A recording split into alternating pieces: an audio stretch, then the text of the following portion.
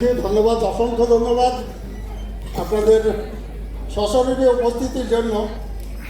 কারণ এই সুযোগ আমরা জীবনে খুব কম পাই, কিন্তু আজ যে অপরচুনিটি আমাদের সামনে আছে তার একমাত্র माध्यम হচ্ছে आदरणीय प्रियंका मैम।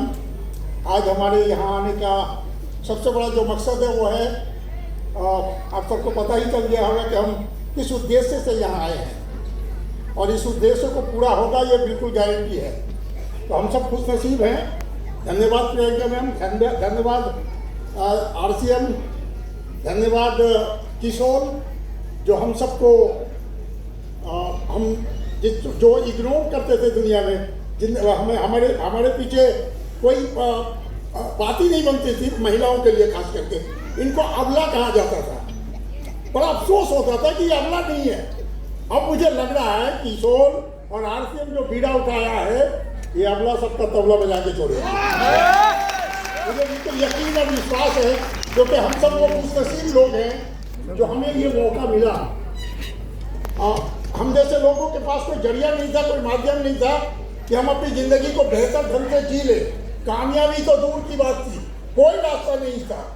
हम मध्यम वर्ग के लोगों का एक ही उद्देश्य था, हिंदुस्तान के 90% लोगों का एक ही था कि दाल रोटी की जुगाड़ हो जाए तो बहुत कुछ है। सपना देखना अपने लिए बिल्कुल मना था।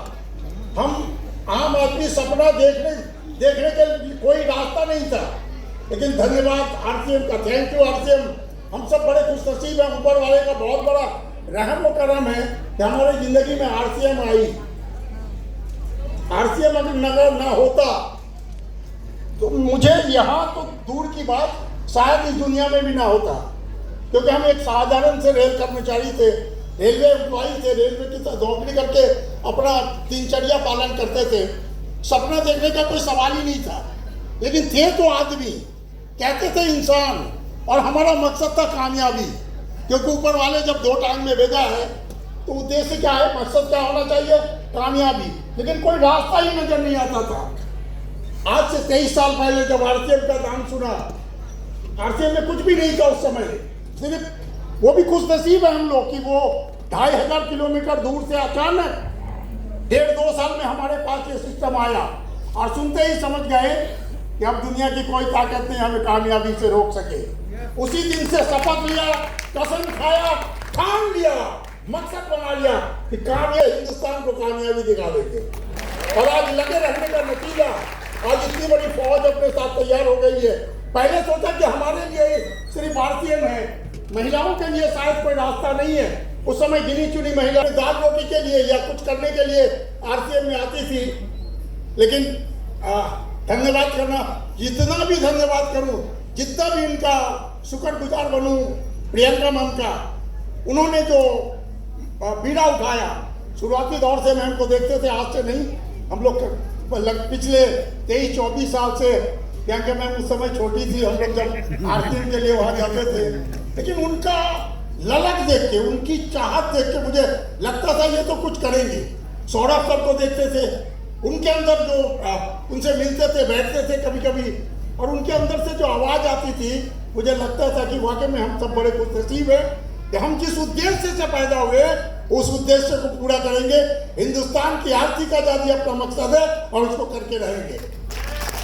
फिर महिलाओं के लिए सोचते थे कि इनको क्या होगा। अभी देवनाथ जी बोल रहे थे कि जो लोग सीनियर थे वही उनकी ही परिवार की महिलाएं आरसीएम के बारे में सोचती थी, करती थी कुछ।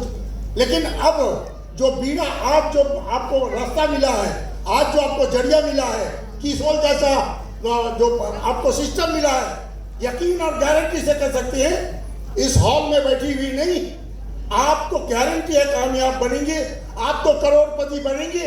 आपके हाथ में एक ऐसा चाबी आ गया है कि आप पूरे हिंदुस्तान को जिसको भी चाहे कामयाब बना सकती है, जिसको भी चाहे करोड़पति बना सकती है। बस आपको ठान लेना पड़ेगा, क्योंकि महिलाओं के बारे में कुछ आवाजें थी कि ये कुछ कर नहीं सकती, लेकिन ऐसा ना सोचे। कमल है तो कमजोर नहीं, शक्ति का नाम ही नारी है। यस और नो? शक्ति का नाम ही नारी है। सबने वाली मौत पे भी तू भारी है। बहुत बढ़िया, थैंक यू। जय आरसीएम।